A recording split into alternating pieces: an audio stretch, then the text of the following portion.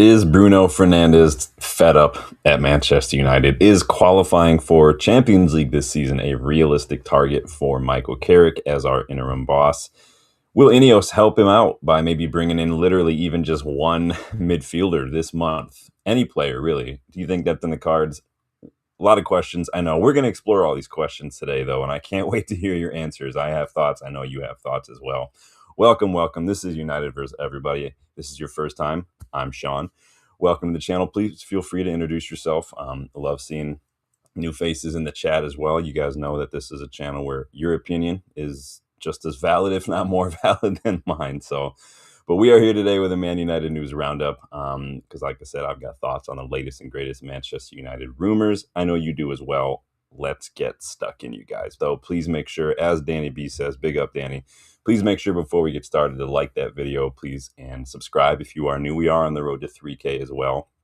And shameless plug, for the next few days, it is 20% off everything in the United vs. Everybody online store. There is a link pinned to the chat. You can also see some samples below your video player. And I am currently wearing one as well. It's a little chilly, so I thought I'd rock the Class of 92 hoodie today. So hope everyone's doing well. Let me know how your day's going. What is it, Wednesday? It is Wednesday. It just started snowing here a little while ago, so it's looking pretty dicey out there. Oh, yeah. Oh, yeah, it's getting bad. So it is. I mean, it's winter in Michigan. What are you going to do? It's Nigeria versus Morocco today in the AFCON semifinals. And Noose, we love you, buddy, but I do hope Nigeria absolutely dominate you guys today because we need you back at United. Get bent today, and you could come in here for the derby this weekend, because if I have to watch Diogo Dalot shit the bed one more time, I'm going to cancel and kick my television. My wife's going to get mad. Really, it's going to be Dallow's fault, and if we have to go buy a new television, I mean, really. So I'm just going to explain that to her and let her know who to go and get mad at. But it's been absolutely nuts, man. I don't know what you guys have been reading in the latest rumor mill as well. It's been a little crazy. Let's talk a little bit to start about this whole Bruno Fernandes stuff that everybody seemed to jump all over recently. I don't know what you guys have seen, if you guys are aware maybe of what's been going on. I'm just going to make it a little smaller here so you guys can see it a little better when I do put it up on the screen. But so a lot of people have been kind of reposting, and then even a lot of content creators have been doing content about a supposed claim from Jamie Jackson that Bruno is apparently fed up with Man United and wants to leave. That is the claim. Well, not to ruin anyone's rage party, but Jamie Jackson never actually claimed this. Not only did someone go ahead and verify that, but then Jamie Jackson himself basically confirmed that he never said it by retweeting the verification that somebody. So obviously on Twitter, if somebody posts something, you can use Grok, the AI, to verify it. Somebody did that, and the verification did say, no, Jamie Jackson did not ever say this. And Jamie Jackson himself retweeted it, basically again saying, nope, it's all a bunch of bollocks. I never actually said that. So I'm not trying to like discredit anyone's live stream from yesterday. I know a lot of people, like I said, were talking about it. But you really do have to research this stuff, especially when you're going off nothing more than a tweet. If I see a tweet, I am going to go research the tweet, because usually tweets are out of context blurbs pulled from larger articles or interviews or something. And it's really important to go get context on this stuff. And in this case, context here is facts or not facts. In case Jamie Jackson saying that did not happen. This is a big part of like fan channels that I never necessarily got on board with. And it's going to sound like I'm humble bragging. I'm not trying to. I'm just saying, like, the thing that I never got on board with that's made me stop following channels and stuff here and there is when they take stuff like this and they basically spend an hour whipping the live chat viewers into a frenzy and spend that hour kind of bashing a manager, or in this case, bashing a player, based on nothing but like an unverified tweet or a rumor or something. Like, that is the part of it I just don't get on board. I never got it. I've never been interested of it. Like I've said many times, I am boring in that regard. I am boring in the sense that I don't kind of go in for a lot of that stuff. If you do, hey, no one's judging you. But if that's what you came to here for, you're not going to get it. So, but I'm sure that Bruno is frustrated. I'm sure a lot of the players in the current squad are frustrated. I'm sure a lot of players over the last decade have come and gone and have been frustrated as well. Some of it, is down to the club. Some of it will be down to the manager. Some of it is going to be down to the players themselves, whether they just poor mentality, poor form, just not quite up to it mentally, like physically, technically, whatever you want to call it. I'm sure there's been a lot of frustration. I mean, if anybody's been has a right to be frustrated though in the last 12, 13 years, it's United fans. So I don't want to hear about players being frustrated, but I'm sure Bruno is frustrated. I would be frustrated if I was Bruno and I was had to deal with the kind of shit that he's had to deal with since he's arrived. He's gone through what, 3 or 4 managers now, had to play with next to guys like Diogo Dallo and whatnot in the squad.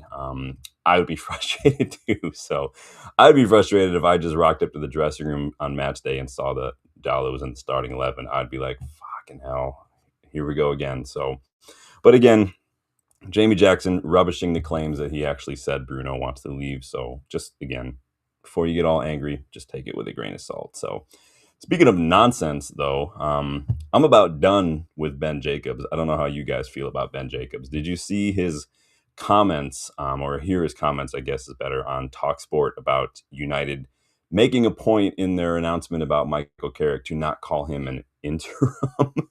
He basically singled that omission out and said, "Oh, they never called them an interim." Like, he's all that could be telling, dude. What do you think until the end of the season means, dude?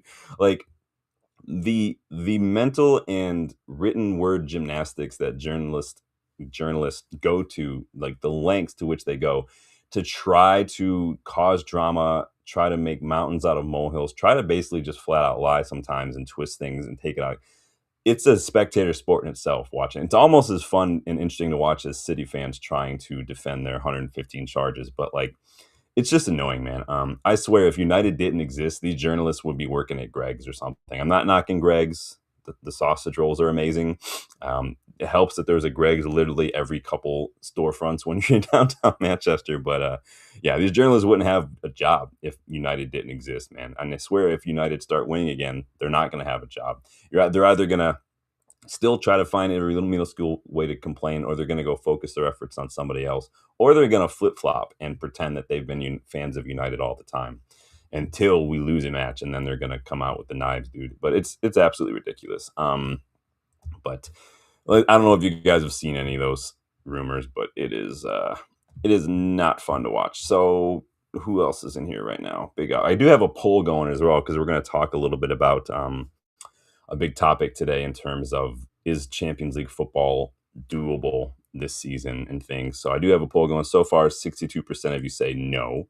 25% say maybe if we sign somebody in January. 12% of you say yes, it is. So keep getting involved in the poll, because we're going to jump on that real quick. Casper's in the house. Big up, man. He says, I don't think we're getting top 4. Well, this is where we're going right now. Good timing, Casper. Welcome back, my friend. So let's kick things off with this report from The Athletic here that apparently United officials have deemed Champions League qualification as crucial, and the task for Michael Carrick and his coaching staff is to get that. So this is what came out from The Athletic. Jason Wilcox held a meeting with the Manchester United squad on Monday. It was explained to the players how getting the right caretaker manager was crucial, and that qualifying for Champions League is the target for the remainder of the season. Well, no shit, Sherlock. What else is there to play for?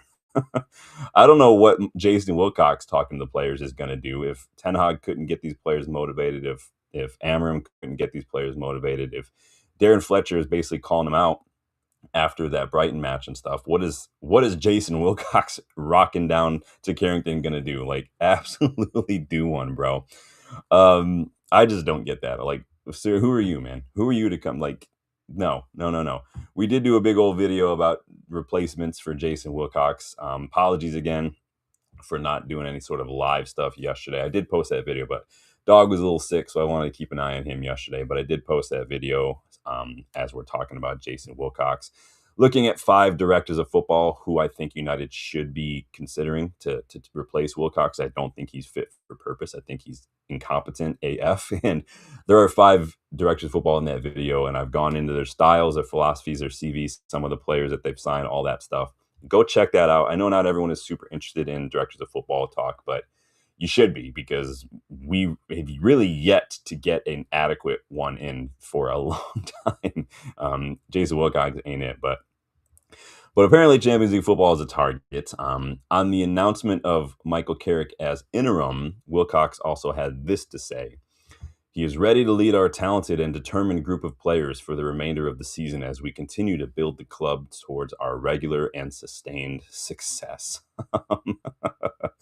I don't really know what that means. First of all, and you guys keep getting your votes in right now, but this right here almost seems like a direct response to Darren Fletcher's recent comments about the players basically being fragile, lacking confidence, and basically just not being up for it. But when I read this, I focus on that second part as we continue to build the club towards. So just to me, it's a little worrying. And if it turns out to be the case, it's infuriating, because his comments sort of make me feel like we're not doing any business this month. Mark Ogden has kind of said the same thing, and you know how I feel about Mark Ogden. But I'm saying I'm not the only person who kind of feels this way. He claims that United believe that we have enough depth right now. I don't. You'll see more depth in a friggin' puddle on the side of the road, too. But yes, it's unacceptable if turns out to be the case, and we don't make any signings. I don't know what Wilcox will have seen from these players to give him any shred of a notion that they'll show up for the next 17 games when they've failed to show up for the previous 21. Cunha can't be bothered recently. Dallow's just not been good enough and has not improved. Ugarte is too limited. Casemiro looks a shadow of his early season form. Like, do Ineos expect Carrick to do, like, as an interim boss with a couple years of first team experience, do they expect Carrick to do what nobody else has been able to do and somehow just get these players to show up and qualify? Let's I don't know, you guys get involved in the chat. Let me get caught up here right now and see who's in here. Let me throw this over to the side so I can see you guys a little better here.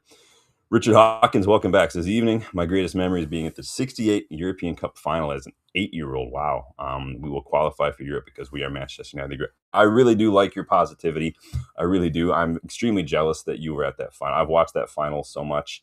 I got into a conversation with that guy, Angelo, who runs Red Star Souvenirs. That when you watch that final, I think one of the players that not a whole lot of fans talk about, but one of the players who, like, especially watching that final and a couple of other matches from that season, who really underrated is Aston. Like, Aston was class. Watch that final. Like, this guy was a step ahead of a lot of other people on the pitch that day. But wow, welcome, Richard. Welcome back. Big up, Rich. Rich in the house. Rich. Rich says, we were 6th when Amorim was sacked. It's possible, but lots has to go right. Yeah, I mean, it's weird, man. It's just such a strange season right now. The table is so tight. Literally, we don't even have to play on a given day, and we could drop down to like 11th or 12th and then be right back into 6th the next day. Like, it's ridiculous. I think most of us thought that maybe by like week 10, week 12, it would kind of start to spread. It just hasn't. And not because, like, oh, it's a competitive league or anything like that. No, it's because the league is shit. Nobody wants top 4 right now. Liverpool shit the bed to start the season. City are struggling a little bit. Somehow Sunderland they've got a really early start and then they've sustained it somehow. Brentford decided to turn around and remember that they're a football club and whatnot. Newcastle are fighting. Brighton are fighting. It's crazy, man. It's absolutely crazy.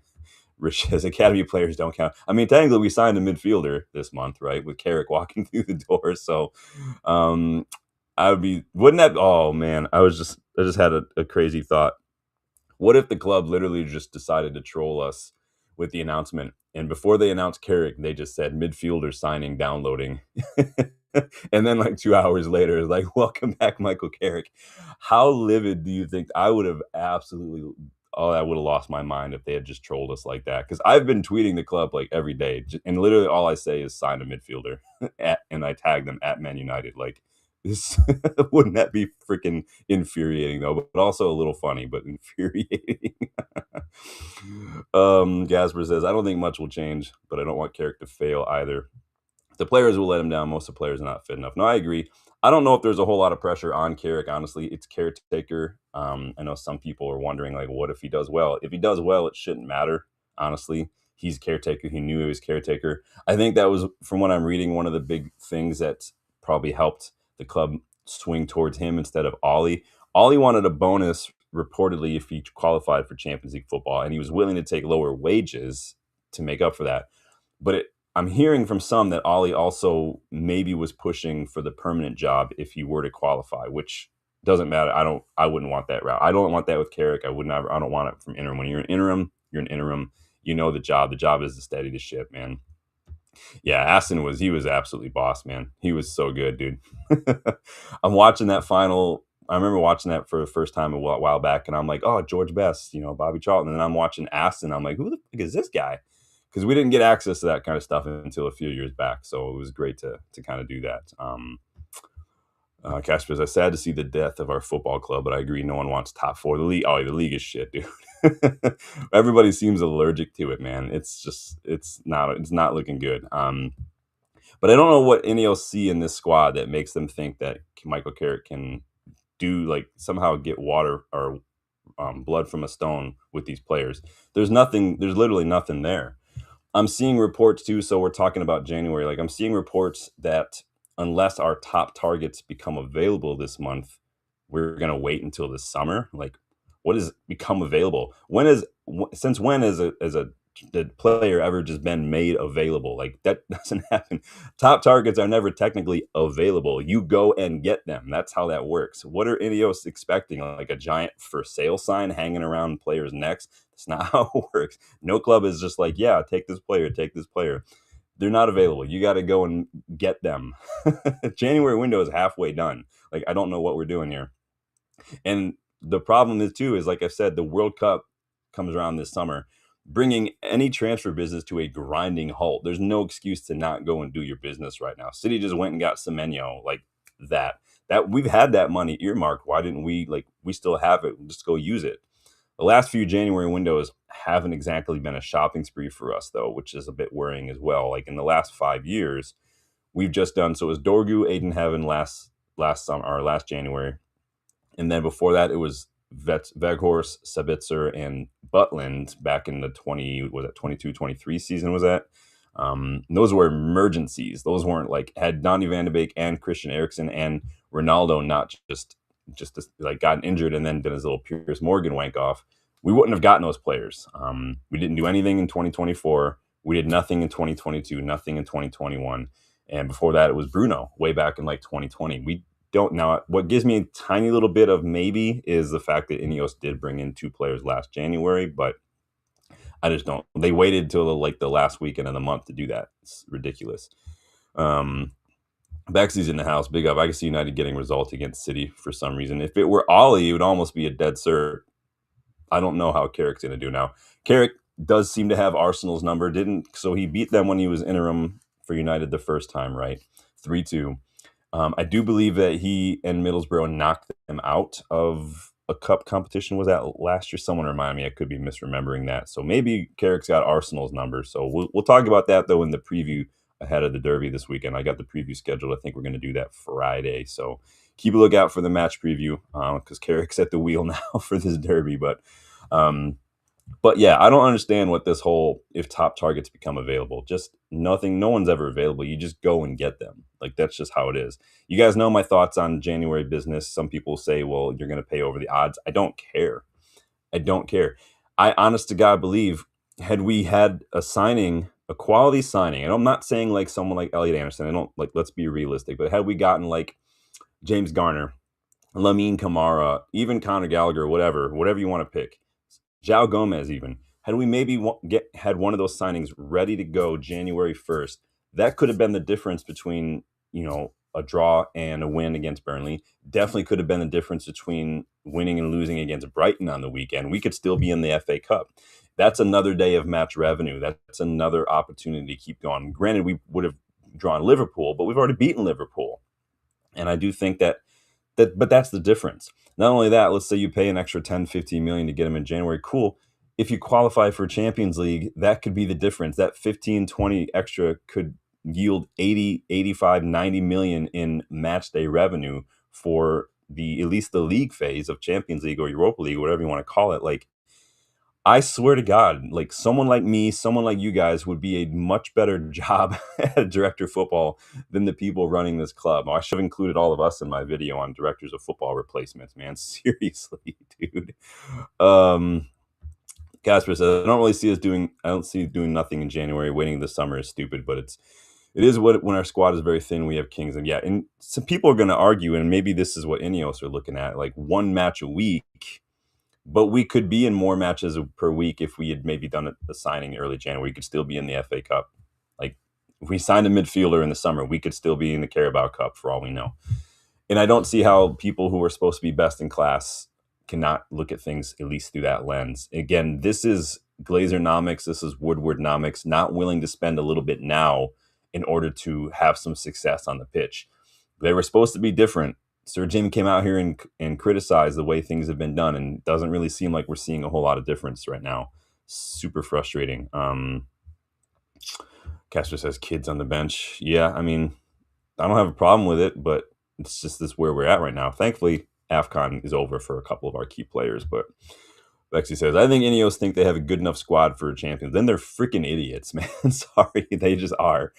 I just think these players have a poor mentality. Ineos as a priority or maybe looking to ship on a few for. But again, if how can they think that we have enough to qualify for Champions League, but then maybe also think we have a weak mentality? That they're diametrically opposed, those two statements. Not calling you out because you're saying that's what they might think, but you can't say like, oh, we've got enough, and then look at them and say, oh, well, the mentality is not there. Then it's not enough. It's just not enough. Go get yourself a Ruben Neves. Go get yourself a Lamine Camara, who I just signed to my career mode save for United, who's absolutely boss in midfield. Like that's what we need to do. Just go get it. Throw like Ugarte at Sevilla and go get Lamine Camara. Like throw Ugarte at Everton for all I care. Let's see. But yeah, I don't know what they expect Michael Carrick to be able to do. Can Ineos realistically demand Michael Carrick to get Manchester United into the Champions League without backing him in January? Is that unfair? Is that just like not putting him in a good position whatsoever? Was this the plan all along? Was just to like maybe just scrape by a Champions League win? Like I don't get it.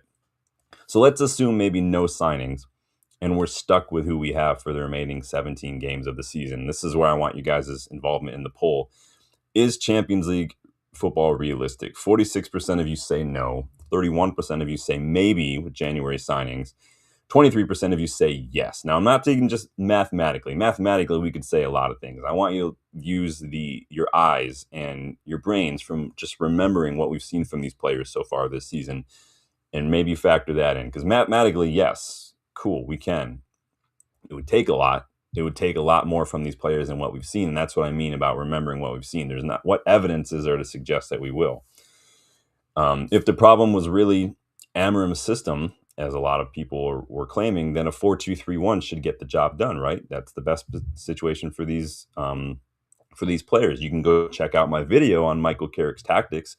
The link is in the description below if you want to look at maybe how he might utilize a 4-2-3-1. I did a whole deep dive the other day. So if it's the system, then the new formation should be the difference, right, for a lot of the Amorim out crowd.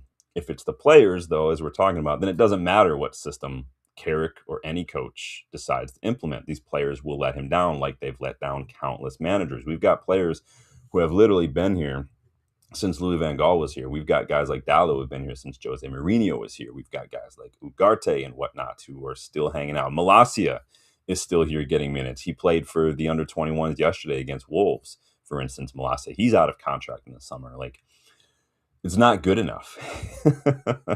It's not good enough, man. Casper says, if we lose the City and Arsenal, it could be one of the teams. It's not sustainable. We don't lose again. The players down tools. The players definitely, to me, against Brighton, look like they had down tools. Not like intentionally as in like, well, I don't want to play, but it looked like they just did not care. It just looked like they just were just done almost. They looked like they checked out. It literally looked like they checked out. And again, I've said against Brighton, I saw from the squad the same thing I've seen from these players for many managers just before they got the sack. Don't show up for 85 minutes and then want to suddenly show up for the last 5 minutes of the match to make it seem like they really, really tried we just couldn't get it done today. Like we've seen it all before. We've seen this movie hundreds of times. We know exactly how it ends. These players are criminals. They're absolutely criminals.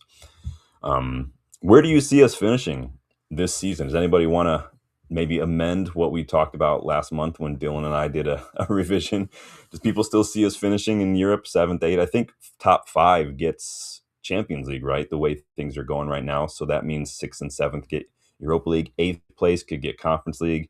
I don't really care about Conference League. I'm telling you right now, if it's just Conference League for us, don't come here next season expecting any match previews or match reactions or watch alongs for Conference League football, because I'm not even guaranteeing that I'll even watch any of those matches. Could not care less about a money grab tournament that was invented like 4 years ago. I don't care less about it. I really don't. I'm sorry if you guys. I'm not judging. If you gotta go watch it, go watch it. I just don't care about the Man City of tournaments right now.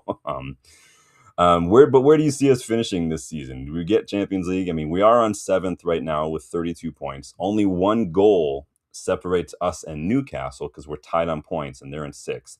A win this weekend, we'll see how that goes. And other results going our way could shoot us into 4th ahead of Liverpool. Again, the table has been just nuts this season. I don't think anybody can deny that. It's a crazy, crazy season. Big up Jarvis in the house, man. We're just talking a little. We're just having a little bit Ineos bash right now on whether or not it's realistic to expect top 5 when we're not doing any business, and the players that we have just seem to just not care anymore. Casper wants to know if we're letting Xerxes and Ugarte leave in January. If we let players go, we have to sign players. It just makes no sense whatsoever to sell players and not get new players. The Roma president came out last week, basically confirmed that they were interested, but also basically said because the manager situation is up in the air that they won't be getting Xerxes. I've read Roma linked now with a couple other similar players in similar position to what you see from Xerxes. I forget who I just saw them linked with yesterday, but it seems like Roma have moved on from Joshua Xerxes because they just don't think he's available anymore, which it is what it is. Richard Hawkins says, I never bet on my own team, but I got my pension this morning and I bet 111 to 40. You know what? You should have bet some of that on Danny Welbeck to get a goal the other day. I said put a cheeky tenner on that one. You would have doubled your money. I don't know what the odds are on that one, but they can't be good odds. But hey, maybe something. Bexy says, I think Ineos may be trying to get these players to step up to the plate. Imagine Ineos have said to these players, this is how it is. If you don't pull your socks up, you're out. But how is that threatening the players, though? Like does it really matter? I mean, is there any loyalty as a player really? I mean, I love the club. I love this club, but at the same time, if these same players can't be bothered, are these same players going to be bothered if you told them they're going to get sold? Like, do they care? Like, and I'm questioning the players' mentality here and their commitment to the cause. Are they rowing in the same direction as everyone else? Are they pulling that rope along with everyone else? I don't know. We got word that Kavi was wanting to leave. Like, do they care? I mean, McTominay seems pretty happy. Hoyland seems pretty happy. Anthony seems pretty happy. Sancho, I don't know. Rashford, obviously, we'll see. We'll see what happens with Rashford. I read again, Barcelona don't want to pay the the clause that they put in there. Like, then you don't get him, guys. We could sell him for somebody else for more than that. You guys are technically going to be getting a bargain compared. You mean every time you bring him on and every time he scores, gets an assist, you either just have it looks better and better the money that you're going to have to spend, or someone else is going to pay a little bit more. So Barcelona can do one though. Sorry for any Barca fans out there, but dude, Kev MVP, welcome back. I think I've seen you on here before. It says in the beginning, I thought this sounds like the book of Genesis here. Hold up. In the beginning, I thought we would be around 8 to 10, but now definitely below 10. I just had to go to my Old Testament voice there.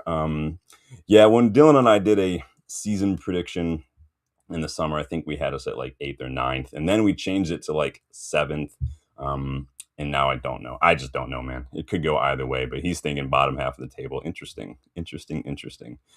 Richard says Ugarte never runs. He runs. Ugarte, he's really, in my opinion, Ugarte's biggest issue is that he's just not good on the ball. He puts in a shift. He's had a couple of good performances recently, but he's just so bad on the ball that everything good he does gets immediately canceled out because he can't pick a pass, he can't shoot, he can't retain the ball under pressure. You want him to go put it a little bit of weight on somebody. You want him to get stuck in. Ugarte can do that. He's just not good on the ball, man. That's who I saw it was. Thank you, Casper. I remember. I knew it was somebody who played in like that similar kind of role. Yeah. Yeah, Donald Malen, who I liked him when he was playing back at PSV Eindhoven a while back, and then he went to Dortmund, I believe. Didn't really do very well at Dortmund, so um, Debasi says Carrick is thrown inside the lines. Then I mean, Carrick knows more than most. He knows like Ollie does, like Rude does, Fletcher. He knows, and he's been through it, and he's come out the other side. Yes, with some scars along the way, but he's come out the other side as a player, knowing what it's like to play for Manchester United. Carrick is class. He's one of my favorite players. It was an absolute baller of a midfielder, like absolute class. He'll know what it takes, and he like Fletcher, he'll see. I mean, who's got it and who doesn't. He's already kind of coached a couple of these players as an interim. He's already spent time coaching a couple of these players when he was Ollie's assistant as well. So he knows. He's been around for a while. Um, and like I said, if you want to go learn a little bit more about what you can expect to see from Michael Carrick, how he could set us up, his tactics, go watch that video I did the other day. Go check out the Directors of Football video that I did as well. Both of them are in the description as well. Castro says, did you see Manu playing now under Carrick and be given a chance? I've got thoughts on Manu. I'm going to save some of those thoughts for the match preview because some of this has to do with some things that Carrick has said about Manu. I think we could see a little interesting lineup come Derby Day. So keep a lookout for the match preview when we do that live because I've got a couple different formation iterations that we could see depending on maybe how he wants to use Kabi Manu. But spoiler alert, right? Jarvis says anything is possible. However, a top 5 finish isn't realistic. It all comes down to how the players respond to the current situation. Do they cave under pressure? Do they rise to it? Well, what evidence have you seen that suggests that these players will rise to the occasion? That's what I mean. Like mathematically, you could say, yeah, but again, you have to factor in what we've seen, and what we've seen from these players switched off, lack of resilience. There has been some resilience. Like we have some of these matches that we would have lost last season. I do fully agree with that. But at the same time, it's not been enough progress in that mentality regard. It has not. And some of that literally does have to come down to signing players with a better mentality. Changing a lot of that. I'm going to drink water real quick. Changing the mentality is not a simple thing, and it definitely is hindered when you constantly having manager turnaround. That's why we've seen a lot of a complete lack of individual player development. That's why Marcus Rashford and Dalot haven't looked like they've developed because they've had about 6 different managers with different ideas and whatnot. Richard says, I was at the Leeds game in the home end. Ugh, I bet it was. Dylan and I were at Wolves and Newcastle recently. That entire second half against Newcastle, the fans were just not having it, man. Parking the bus for 45 minutes when you're 1-0 up against Newcastle at home is one of the most cowardly things I've ever seen from a manager. The way we played against Wolves was some of the most cowardly performance I've seen from the players because there was just no onus, no urgency, no initiative whatsoever. Like it's just so bad right now, man. Says Dallo rises on occasion, but defends like a turtle. I mean, defending is a polite way of putting it. I wouldn't call it defending, dude. He says, I've seen better shit rising in the toilet bowl. Yeah, I mean, I've seen bread rise better than these players do to these occasions, man. Jarvis says, we can get a boost when the AFCON crew comes back. At least we'll get a rise of quality. Yeah, they're going to come back and say, what the fuck did you guys do? We left for 5 minutes, and we turn around, and it's all on fire. Like, what is happening? Yeah, it'll be interesting. We could get Mazraoui back maybe in time for the weekend as well. If Morocco goes out today to Nigeria, please let that happen. We love you, Noose, but seriously, Morocco need to get bent today. Because I can't watch Dallo play anymore. I literally cannot watch Dallo play. And this isn't, again, it's not a knee jerk from the other day, because you guys know, if you've been watching the channel, I've been so anti-Dallo for the longest time. I have praised him now and then on the 1 or 2 occasions where he's had a good moment here and there, but overall, Dallo ain't good enough for Manchester United. He's not good enough for the Premier League. He could go down to like Getafe or something, and Sofia, maybe Villarreal, probably do just fine. Honestly, let's send him back to Porto and get their young right back as well. Their 23-year-old. The guy's a monster. I just signed him in my career mode too, for instance. He's an absolute baller. But yeah, can Ineos realistically demand that Michael Carrick get into Champions League football? How are you? We haven't really talked about this, guys. Make sure you like and make sure you subscribe. And what's the poll at right now? 42. The poll is a lot closer than I thought it would be. I'm probably in the If I were able to vote, because I can't, because I made the poll, I'd probably go with the maybe, but it's getting to be too late. Like I've literally said we could still be in FA Cup right now had we had a January signing ready to go January 1st and brought that player in. We could still be in the cup. We could have gotten 3 points against Burnley. Like, this is what I'm talking about. This club, man. We need Martin Fernandez. We not him. A different one. We talked about Martin Fernandez. Remember we did that scouting report on Martin Fernandez a long time ago. Not him, though. It was a good memory, though. Very good memory. You guys know I do like scouting players. Sorry, I just had a text from my mom. I had to make sure I responded real quick. You guys, hold up. Important stuff going on here. You guys know how it is. Alberto Costa. Sorry. I was trying to remember who I was talking about while I was texting. I can't do multiple things in one. Alberto Costa. Go look him up, Danny. The boss says 4-4-2 with Shesko and Mbumo up front is my choice. Interesting stuff. Do we have the midfielders to play a 4-4-2, though, is my question, because I don't know if we have the midfielders to do that. Casemiro, because it's literally the same as like the 3-4-2-1 midfield situation, and I don't know if we can do that. I think right now, part of it is steadying the ship. Part of it is shoring things up, making us a little more difficult to beat. And I think that's going to have to start with, at least to start with, maybe putting another body in midfield to kind of make us a little bit more compact in that delicate area of the pitch that we seem to be very vulnerable in.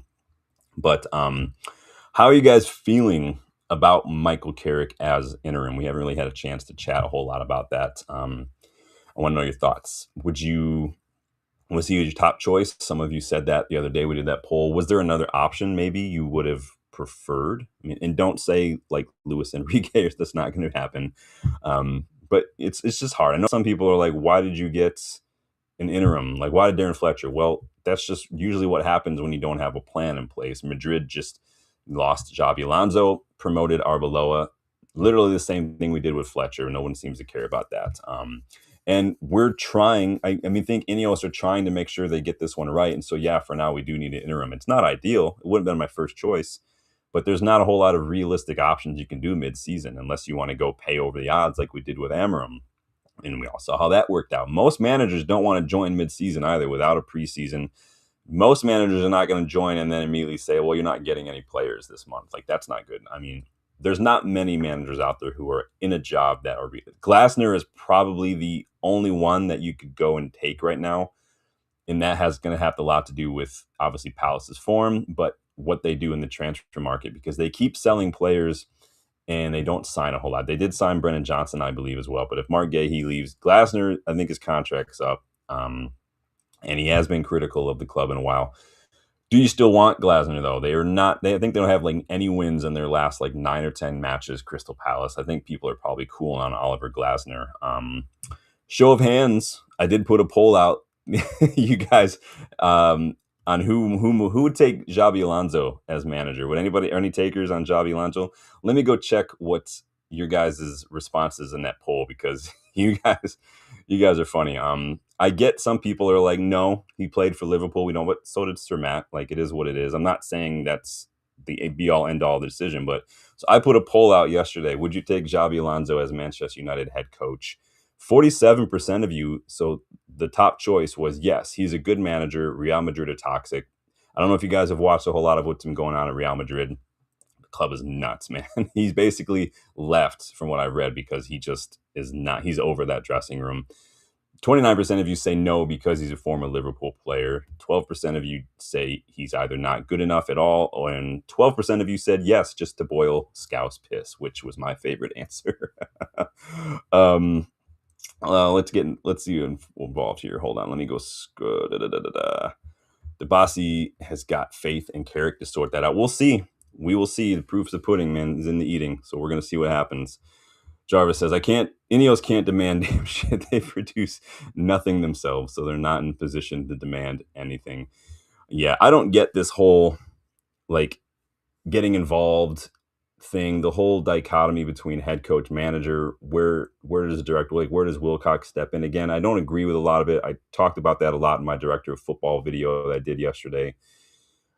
And it'd be different if it was like Luis Campos or something, who has a little bit more prestige there. And I still wouldn't want them interfering too much. But at the same time, like, it'd be different, right? You'd get it a little bit there. But I think it needs to, and even in that regard, it needs to be more from a supportive, not a controlling standpoint. But what is Wilcox? What have these guys done to make them just demand this shit? And like, no, who are you to walk into Carrington and start talking to these players? Who are you to sit there and watch training? Like, you don't. No, no, no, no. Go back in the office and sign a player. If I'm if I'm Carrick, I'm walking over to Wilcox, be like, dude, go on your computer or on your phone and go sign a midfielder right now, man. Data says for interim, he's probably the best choice. Talking about Carrick, I probably still would have opted for Ollie personally, just because he's got a little bit more experience. But again, it's not really a right or wrong answer. It's just personal preference. The boss thinks Enrique could happen in the summer, but not now. Yeah, it's not happening until the summer, which sucks. It really does suck personally. Casper would have rather had Carrick over Ollie. See how it pans out. Yeah, I've heard the argument too that Carrick just hasn't been stung by United the way Ollie has, so it is a bit of a fresh take. And maybe the fact that Ollie maybe hinted at wanting the permanent job did play a role in it. I do think I still wouldn't have wanted that. I wouldn't care if Ollie came in and won the league. I wouldn't have given him the job again. Doesn't really matter. Devasi says, nah, I'm good on Glasner. Some of you guys say no. Devasi says, Xavi will make slot check under his bed from now on.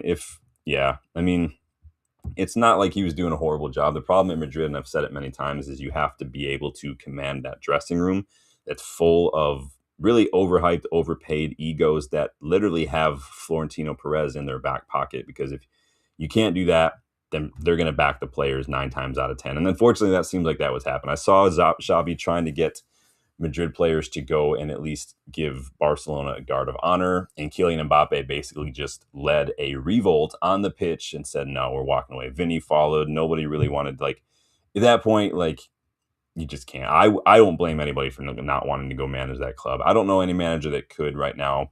Maybe Jurgen Klopp can go do a job there, but I don't know if he wants to leave what he's doing right now. Big up, Richard. Thanks for stopping by, man. Make sure you hit that like button on the way out, my guy. Casper says, thoughts on my Bruno Fernandes comments. What were your comments, man? Let me go find them. Retype it if you can, so I don't have to go scroll back up. Oh, here we go. I found it. Says, I do love Bruno Fernandes, but it would be disappointed if he wants to leave. Seen a lot of reports he wants out. Don't blame him. Well, we started the show with that, Casper, and I basically put up the screenshots, bookmarks from Twitter on Jamie Jackson, basically saying, like, I didn't say this thing that people are saying that I've said. Somebody did a Grok verification, and the Grok verification said, no, Jamie Jackson didn't say that Bruno wants to leave. Jamie Jackson retweeted that, basically confirming, like, no, I didn't say this. And so people will do that. I don't know why people do that now. They'll just say whatever they want, and then they'll tag a journalist in it, because the journalist isn't typically going to respond, typically. And then people just eat it up, and then it snowballs from there, and everybody's running with it. Next thing you know, you got guys like Alex Crook talking about it, like, oh, I read that that Bruno wants out. And then everyone's like, well, Alex Crook said it too. This is how transfer rumors start and how they get really out of hand. And you really have to go deep the sources on a lot of this stuff and do the fact checking. Otherwise, you turn into a whole hour-long, YouTube show about, and people are just raging about nothing, literally nothing. So it's just really, yeah, I feel bad too, man. I don't see anything changing now and then. But you guys can go vote on your next manager option. And you can go watch the video that Dylan and I did from a couple months back. It's linked in the description below. There is a poll in the post section of the channel too. If you scroll down a little bit, you can go vote on your, it's a link. It takes you to another one because YouTube doesn't let you put so many options, but there were 8 options. And you have an option to add one. I think somebody added Carrick recently too. But yeah, man, I don't feel bad for managers when they get sacked. I do feel bad for managers when they have to come into situations and they're not properly supported. I don't feel bad when they get sacked because they get a lot of money. They do. It's an easy job being a manager in that regard. You can fail spectacularly and still walk away with millions and millions and millions in your pocket, dude. Jarvis has got a question. You guys know I always have time for questions. What's going on? Jarvis, you doing a show tonight, man? What's the topic? Jarvis says, I know it's kind of a long answer, but if you could realistically sign 2 players in January, what would your strongest Carrick style starting 11 look? My strongest Carrick style starting, if I could sign 2 players in January, huh? Oh boy. That's a tough one. I mean, you have to be a midfielder. It's just you can almost just take your pick of what midfielders you want. Probably go with someone like Ruben Neves, Garner, or like a Lamine Kamara to play in that the right side of that pivot. Personally, are you being realistic, or are you just saying whatever I want? Because if you're saying whatever you want, then it's going to go and be like Elliot Anderson or something. But realistically, it's going to be Neves, Gardner, or like a Lamine Kamara type for the midfield, because we do need help in midfield, and maybe somebody on the left hand side, whether that's like a left winger, something an attacker. I don't know. I don't really like have any off the top of my head. Who would yours be? Let me know. No problem, Casper. I just had to screw up a little bit. It's not a big deal. And the 11, I mean, is basically, see, I don't have a problem with a whole lot of the defense. We can say that they're like leaking goals, but I just don't know if that's the priority right now, because I do think a big part of why we're leaking goals is the midfield. Mizraoui's going to be back soon, so I don't know if I have to sign a right back. You could maybe say sign a better left back, and that could help as well. The left backs I look at, I'd want left backs who can get up and down the pitch, but I'm also looking at left backs who have a good number of goal contributions, like providing assists, chances creating, because we need some help. We've got someone like Shesko in the box. We can't afford to keep just not finding him with these balls. And so I do want left backs who create chances as well. Really, I'm just focusing on midfield right now. So maybe just one of those guys. But let me know who your Debasi is going with, Hackney, Kamara, or Stiller. Yeah, Stiller's a good one. The question is, it just depends on how you think we would use Kobe Manu, because there's some interesting quotes from Carrick a while back. I think he was talking to Sky Sports or Rio, I can't remember who it was, about how he sees Kobe Manu playing, and I think that could shake things up. But again, he's an interim. We're not going to be filtering transfer targets through Michael Carrick, so it almost doesn't matter in that regard. But yeah, who are yours, Jarvis? Let me know. Let me know. The 11 is pretty much going to be the same when everyone's fit, aside from, in my opinion, midfielders and maybe a left back. I just don't have a ton of left backs off the top of my head. I've talked about many. I've talked about guys like Fran Garcia, for instance, who I think could perform really well in the Premier League for his physicality alone and his pace, especially. But I want someone who's, if Estupinian was still at Brighton, I would maybe go for Estupinian. I do like him. His injuries are a little rough, but he seems to be doing fine. I think he went to AC Milan, right? JSN, the cool kid, welcome. I like that. You make my channel that much cooler. Just top 5 is unrealistic, considering we're lackluster in defense, midfield, and wingback. Well, we don't have wingbacks anymore because Amorim is not here. But the problem is we sold all of our wingers. Oh man, we didn't. So here's the thing: we had a manager we paid money to bring in mid-season, right? Didn't sign a single wingback for him. We signed one fullback. Storgy was a fullback. Didn't sign a single wingback, and not only that, we literally sold all of the natural wingers that we had, aside from like Ahmad, because Rashford's gone, Garnacho's gone, Sancho's gone, Anthony's gone. So we were like, nope, no more wingers. But now we've sacked that manager. No wingers left. Well, we have a couple of right wingers, and then Cunha, who's not really a winger. And like, this is what I mean. There's zero planning to this. There's no plan whatsoever. When they are literally just winging it. And that's dangerous. Like, I don't know what's worse, owners who steal the money or owners who have no idea what they're doing. Maybe that's a good poll in the future. What's worse, Glazers or Ineos? One is taking your money. One is just doesn't know what to do with your money. It's like you gave them each 100 to go to the grocery store. The Glazers just took your 100, put it in their pocket, and walked away. Ineos went to the grocery store and just bought a bunch of random shit that they didn't know what to do with. What's worse, dude? What's worse, man? Oh man, big up, Jimbo. How you doing, man? But yeah, sounds like some of you were like, no, I wouldn't take Xabi Alonso. It is what it is. I've seen a lot of complaints about bringing in guys like Ollie or Carrick. I've heard a lot of people say you'd never go back. You could also even look at this from Carrick's point of view. Maybe he shouldn't have returned. Maybe he should make, some people say he's taken a step back again. Here's the thing, though. Progress in life, in this case football, progress is very rarely linear. It's very rarely a straight line. And especially so when the nature of your path is built on taking risks. There are going to be consequences. You aren't going to get every decision right, which means that you're going to have to many times chart a new path and learn. Sometimes that will be taking a step backwards again. That's just part of life. Carrick didn't likely think he was probably going to be back at United, but this will be a good opportunity for him to use that time, put himself in the shop window, build his CV, get some experience. That's invaluable at this point. There's zero pressure on him right now because he's not going to be here in the summer. Doesn't mean he's not going to try, but he's not like it's known that he's not in the running for the permanent thing. So he can just work with what he needs to do, learn, and try to get us into top five. It's not ideal for anyone, like we talked about. But then again, when is life ideal? Like, let's be honest, especially as a United fan. I don't think it is anyone. You want Luis Enrique says, friends, welcome.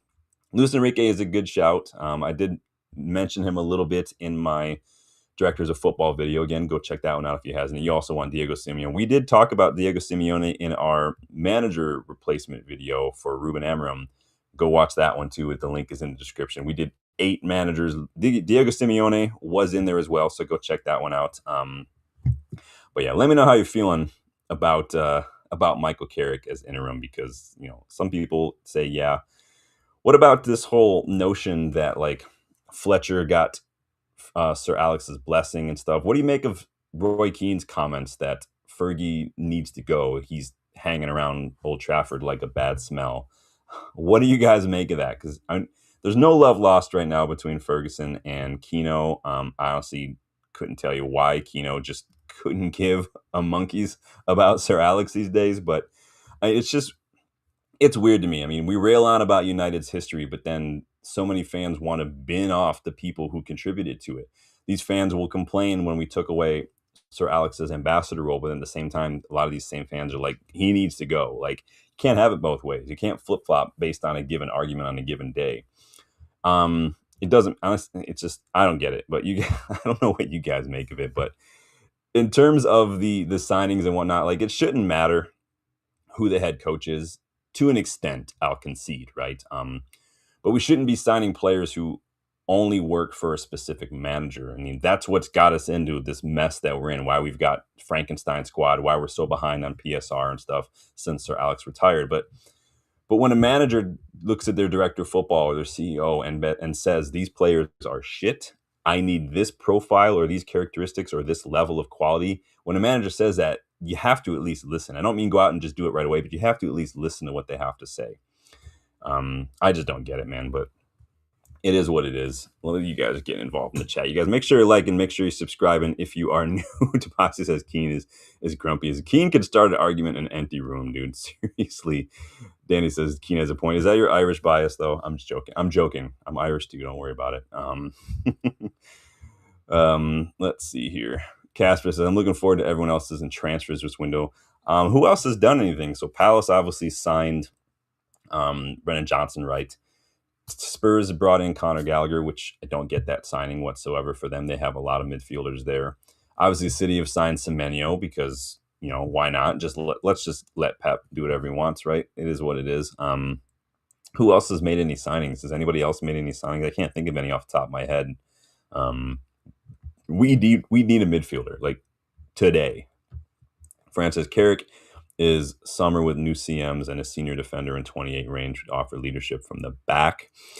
I don't think Ineos are going to be looking to sign 28-year-olds personally. I'm not saying you're wrong in terms of that's a bad idea. I think that I would sign Ruben Neves. He's 28. I think he would come in for 3 or 4 years and do an excellent job in midfield.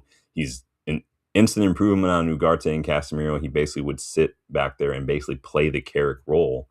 He's got an excellent passing range. He's an excellent leader. He knows the Premier League as well, so it's not that big stretch. The question is has a couple years in the Saudi League kind of watered him down a little bit? That's a big question. Francis, Carrick needs players. We need players, like regardless whether it's Carrick or not. We can't sign players that Carrick wants necessarily. Our transfer plan should be kind of doing what it needs to do, regardless of who's in charge, like I said, to an extent. Because, we didn't even sign wingbacks for a manager who plays with wingbacks. Like, that is telling, in my opinion. But let's see here. Jarvis has got his 11 here. He says, Lamens, Mazraoui, De Ligt, Martinez, Shaw. Yep. In an ideal world, we could replace Shaw with someone better, because I don't know if Dorgu is quite there yet to start week in, week out. He wants Neves, Garner, Mbuno, Bruno, Ahmad, Shesko. So no Cunha in your starting 11, no Mainu in your starting 11. Neves and Garner, to me, I like those two players. Is it a little too defensive for a pivot? Do we want someone maybe with a little bit more? It doesn't have to be a full on like creator in chief, but someone like a Stiller, someone like a Yashari, someone like a Vitinha maybe who will play in the pivot but can also has a good passing range as well. Again, I'm not saying you're wrong. There's no such thing as right and wrong with there, but Fran says Carrick said he wants players to get him off the seat. Sounds exciting. Well, that's what Shea Lacey's there for too. But so no Cunha in Jarvis's 11, no Menu as well. Interesting stuff.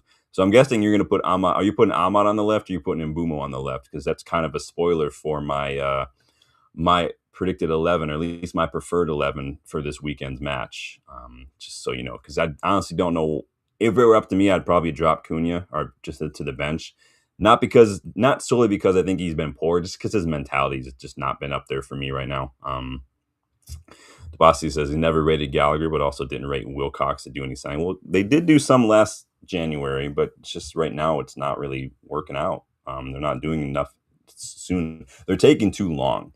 A lot of us thought, and I know you guys thought it too, so fair play to you guys, that the whole manager situation was going to completely put our January business on the back burner, which again should not matter. We had money in the summer for midfielders. We didn't get those done. We had money set aside for Semenyo. We should have had midfield targets. I don't agree with this whole if the targets are available. Again, your targets are never available. You have to go and get them. There's not going to be a for sale sign in the window of every club's stadium with these players standing in the window like a freaking pet store. It's not the way it works. You go and get your targets. They're never available, dude. Let's see. Tomas says, how many managers has survived again? I almost feel like I'm going to get a shirt made of Luke Shaw. Kind of like the shirt where you add to it every year and it becomes like a photo and a photo and a photo, and have like a photo of him with Louis Van Gaal, then a photo with him with Jose Mourinho, then a photo with him with like Ollie, and then Ten Hag, and then Amorim, and every photo has got another photo inside of it. Man, it's crazy. Jarvis says, have you amended this? So you have put so Mbumo. So you're putting Mbumo on the left. Interesting. Yeah, it's always interesting when it comes to Mbumo and Ahmad, who gets put to the left and who stays in their favorite position. Because I can see the argument of I want the better player to stay in their better position, but I can also see the argument of I think the better player should also be just as good on the other side. It's a tough one. It's managers, I mean, they got to figure it out, dude.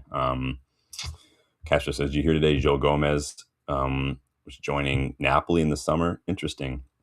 Yeah, we've seen. I mean, City get linked to everybody, man. We get linked to everybody as well. We'll see how it all shakes out in the summer. I think that if Forest get relegated somehow, it's going to be interesting to see what happens with Elliot Anderson. We're still waiting on to hear what happens with City. That could play a role too. But they're signing players, so who knows, man? Who knows? Fred says the seniors are hiding too much. Really expected more from Martinez. Soft goals were conceded on him. Yeah, he absolutely got done for that goal, that Burnley goal when what's his face came on, Jaden Anthony, and I said Anthony was going to come on and look for him to do exactly what he did. He definitely got sold by that. I mean, take nothing away from Anthony. He sold that little drop of the shoulder and moved in. Like, it happens.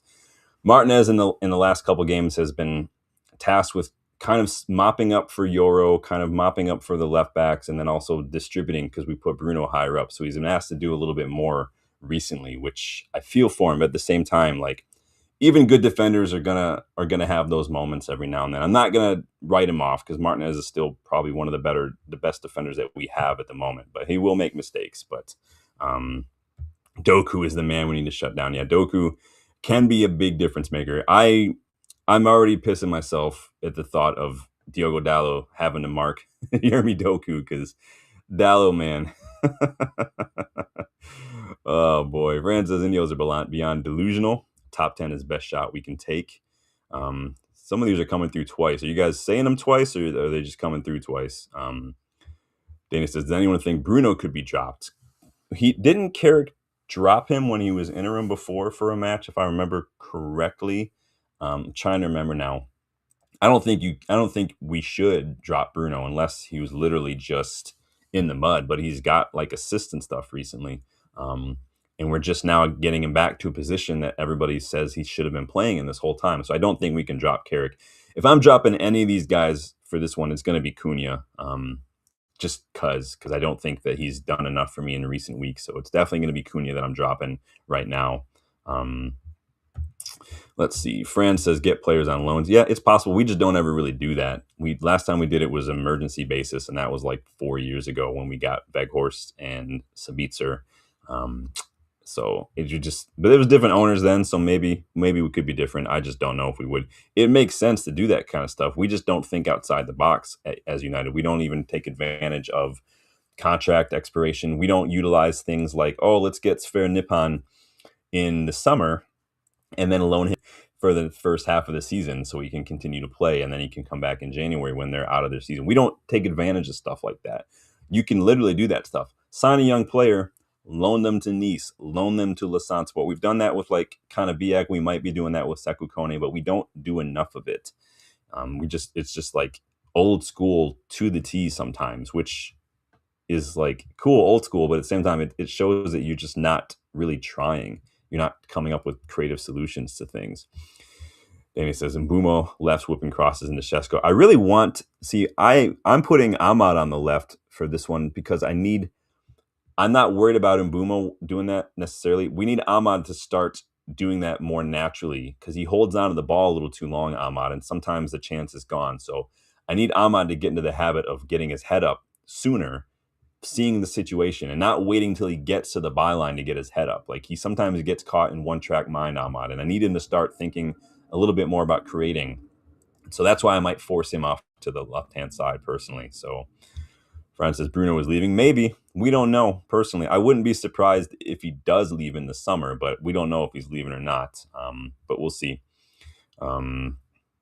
Better Call Ruben. What's up? Good to see you again. Says Sky Keva called out the owners, a mainstream media journalist who was calling it like it. I mean, it's Sky, so I mean, it's Sky. Let's be honest. Sky aren't exactly a reputable outlet these days. Let's be honest. But I mean, in any journalist bashing United, you could close your eyes, throw a stick, and hit somebody doing that in UK journalism right now. We're low hanging fruit these days, dude. Bilal, welcome back. Bilal says we're not signing anyone this window. Well, we'll see. What do you guys have to say in this poll still? I got the poll back up here. 44% of you still say nope, no Champions League qualification. It's getting closer, though. Some of you guys think we could get it with some signings over the line. So, Kev says, does Semenyo start Sunday against us? Do you think he comes off the bench? Who's their options? They've got Doku and Savinho. I mean, they're probably going to put Semenyo on the right and Doku on the left. You got to start strong, right? I mean, you just have to. I don't think Marmoush is probably going to be there very long, but let's see what happens. Danny says, Ahmad on the right, one-on-one with Mateus Nunez. I thought Nunez plays on the left, and they've got Nico Riley Nunez plays on their right, and Nico Riley plays on their left for them, right? If I remember correctly, is that what the situation was last time out? Tabasi says, crazy we had the money to bid for Semenyo, but can't buy anyone else. Yeah, right. It's funny where that money seemed to have gone already. I don't know what the plan is for that, but maybe that money, it was used, now they've spent it to fire Amorim, which is ridiculous. Fran says, do you think Carrick will get Cooney to start passing to teammates in the final phase? I don't know. That's why I have him dropped. When I do my match preview, you guys will see that, but I would be dropping Cunha and just telling him, like, I need you to pass the ball, dude. And I need you, when you get the ball, like when you do pass it, stop passing it behind people. Stop passing it too slow. Like his passing was not great the other day. It was just awful. It is absolutely awful, but you need to. Danny says, I think Ineos were bluffing. Amorim never intended to sign Semenyo. All spin. Interesting stuff. It says voted right. Voted no. Interesting. On Carrick and the coaching staff, I've seen a lot of people too freaking out a little bit about this Steve Holland guy who's part of the coaching staff under Carrick. Apparently, this means for a lot of people that were appointing Gareth Southgate in the summer. Don't know where that came from. I think a lot of people are doing 2 + 2 is 5 with this kind of one just to find something to get upset about. I get it. We're all angry. We're all frustrated. We're all a little kind of dejected, even maybe detached from United right now. But let's use some sense. It doesn't necessarily mean we're just signing Gareth Southgate. I don't think that that's what that means. It's just, it is what it is. Holland is very experienced. We do need some experience in the dugout because Carrick has a couple years of experience, not much. Woodgate doesn't have a ton of experience either, and from the coaching standpoint. Johnny Evans has no coaching experience.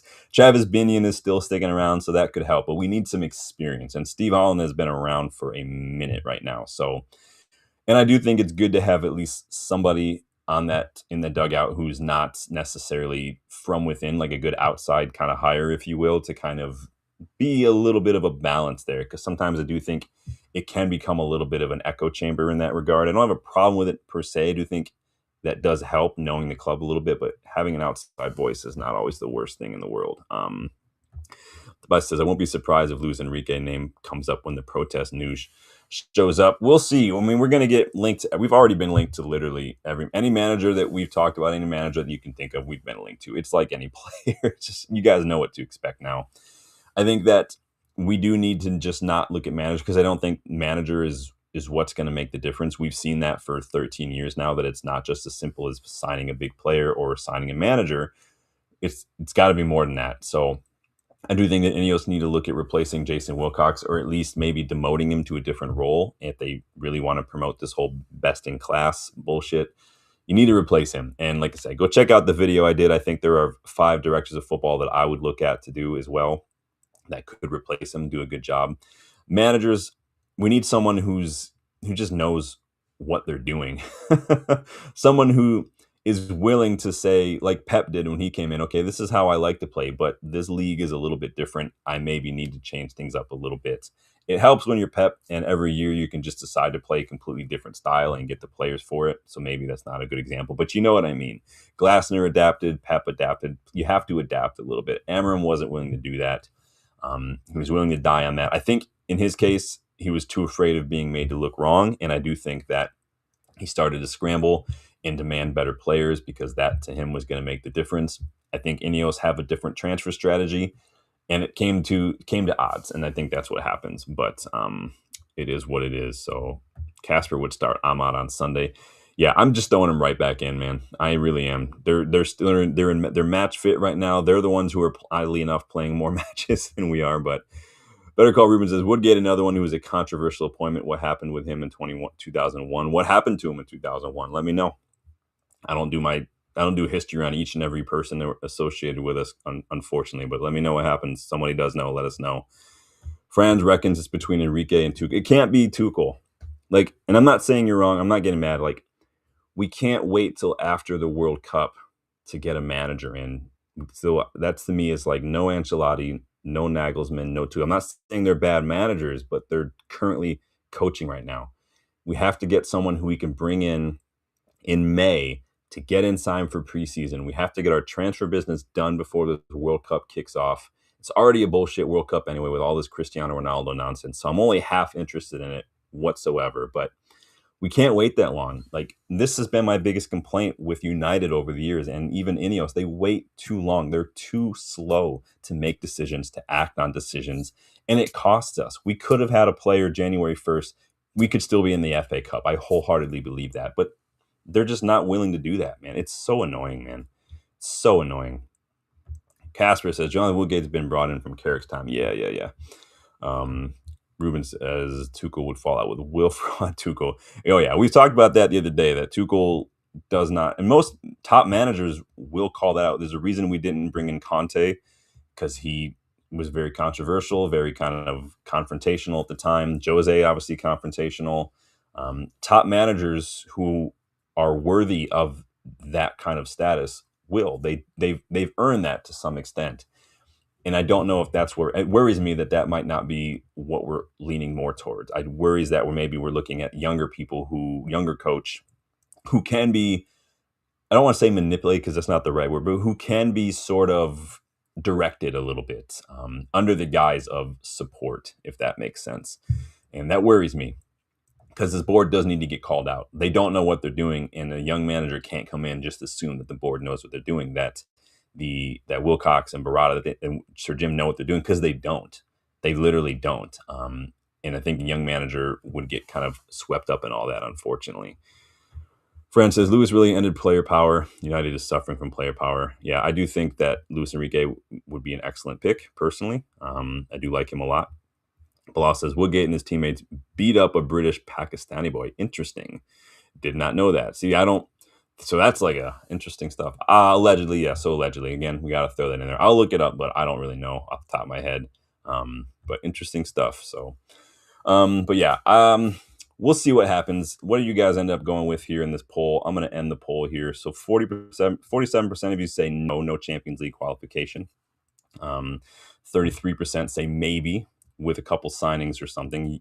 20% say yes, it is possible. So interesting stuff. I'm glad to see we're all kind of on the same page, you guys. But please make sure you like the video. Please make sure you subscribe before I let you guys get out of here. Again, it is 20% off everything in United vs. Everybody store for the next few days. So take advantage of that if you want. You can get yourself a sweet Class of 92 shirt on here. It says Class of 92 The Cliff. Among other things, there's all sorts of designs in there for kids, for the ladies, for everybody. So go check them out. But I appreciate everybody stopping by today and getting involved. I really wanted to get your thoughts on all this. Be prepared for the match preview because it's going to be a big one. Big match for Michael Carrick, kind of thrown right in the deep end these next couple matches. We'll preview that one, and I'll want your thoughts on how many points you might think we get from Arsenal and City. Go check out the Director of Football video. It's in the link. There's a link in the description. Go check out the manager replacement video as well. It's in there as well. Carrick tactics, all that is in the video description, or you can just go and look on the channel. You guys will find it if you scroll around a little bit. Always check out the posts tab on the channel because you're going to miss out on a lot if you don't. There's a lot of polls in there, a lot of links to things, a lot of announcements and stuff. So always make sure you're checking out, and also make sure you hit that notification bell so you will never miss out on any content. So until next time, you guys, though, take it easy. Enjoy the rest of your day, and I will see you guys on the next one. Later.